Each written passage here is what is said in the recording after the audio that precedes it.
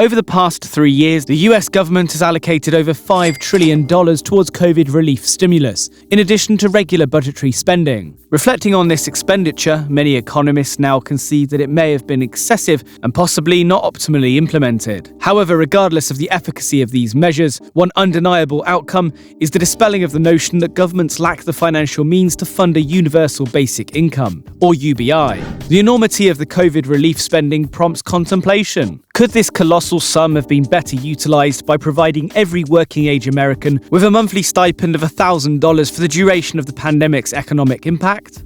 This line of thought reignites the discussion around the feasibility and desirability of implementing a UBI. Advocates of a UBI present compelling arguments that extend beyond the simple allure of receiving free money. They posit that such a system offers numerous potential benefits, ranging from potential reductions in government spending to potential transformations in economic paradigms.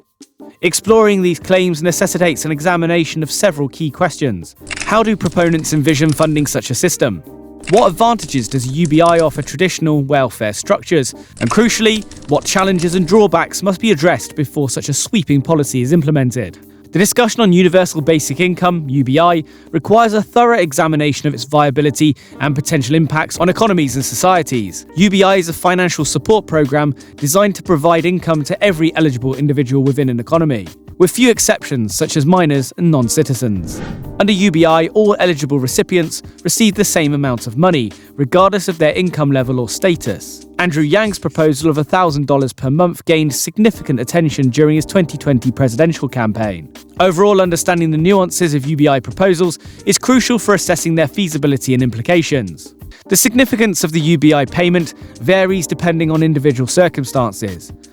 For a millionaire, it might go unnoticed, while a working professional could use it to supplement their existing income. For a student, it can make the difference between being able to study full-time with a part-time job or having to work full-time while studying part-time. This inherent flexibility in meeting diverse needs is part of the appeal of the UBI model and helps justify its substantial costs.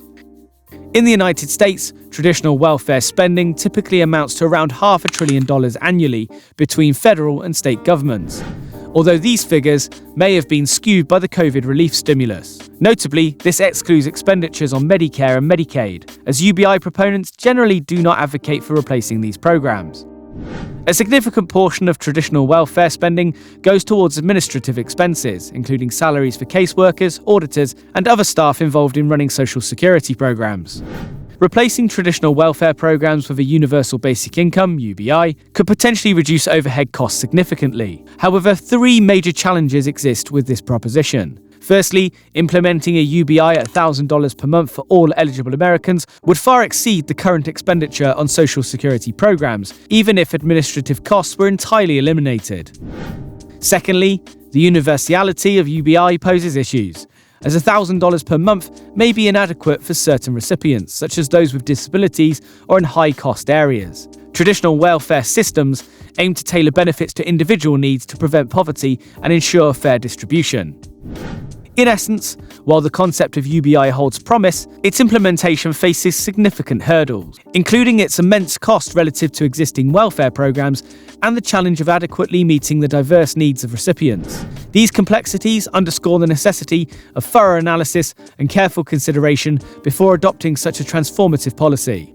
The implementation of a universal basic income, UBI, hinges on generating additional revenue through increased taxation, with proponents suggesting various approaches. These include higher taxes across income brackets, especially targeting the wealthy and corporations, to ensure that middle-income households break even financially. Lower-income households reliant on welfare would largely benefit from untaxed UBI. Proposed methods include imposing a top marginal tax rate of 70% on earners over $10 million annually, implementing a wealth tax on multi-millionaires, and ending preferential tax treatment for long-term capital gains. Such measures aim to redistribute wealth and ensure sustainable funding for UBI. The classic counter-argument to increase taxation for funding universal basic income revolves around the concern that high taxes will dampen entrepreneurial drive and discourage investments.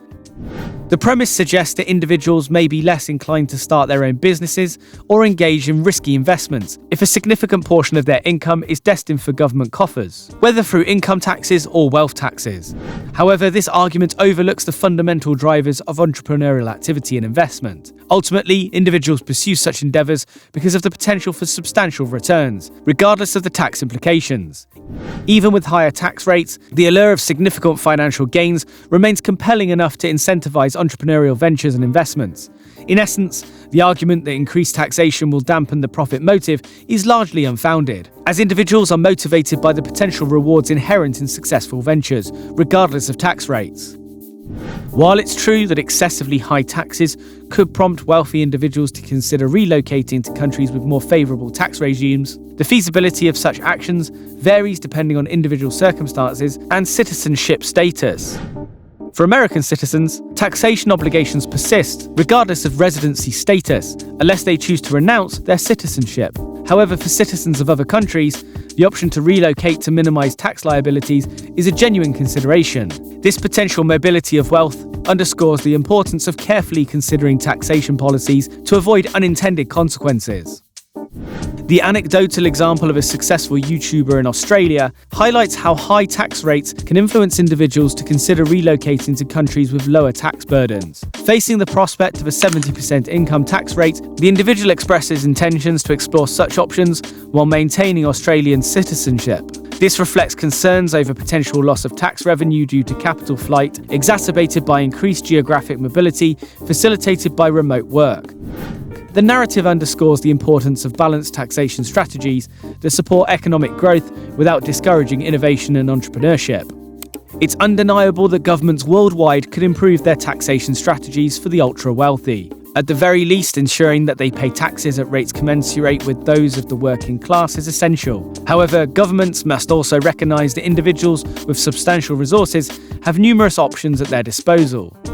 Pressing too aggressively for higher taxes risks driving these individuals away, potentially leading to a net decrease in tax revenue. Implementing a universal basic income, UBI, presents challenges in funding sustainably, potentially necessitating tax increases and increased borrowing. While UBI could stimulate economic activity by boosting consumer demand, there are concerns about inflationary pressure from injecting substantial sums into the economy. The complexity of financial considerations underscores the need for careful evaluation of UBI's economic impact.